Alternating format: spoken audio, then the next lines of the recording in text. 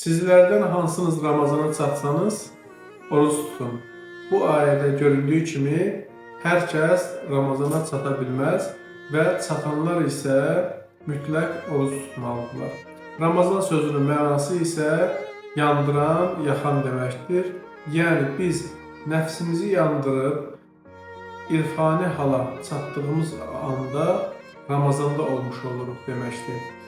Və Ramazanda olduğumuz an bizə Quran nazil olur.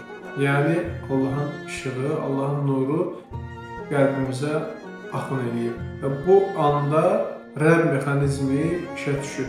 Biz nəfsimizin önünə keçdiyimiz an Rəbbə tabi olmuş oluruq ki, Rəbb də bir mexanizmdir. Allahın bizim içimizdə olan mexanizmdir. Hansı ki, o mexanizm işə düşdüyü an sizin həyatınızda hər şey tamamilə müsbətə doğru irəliləməyə başlayır. Ona görə də Ramazana çatan hər bir kəsin bayramını təbrik edirəm.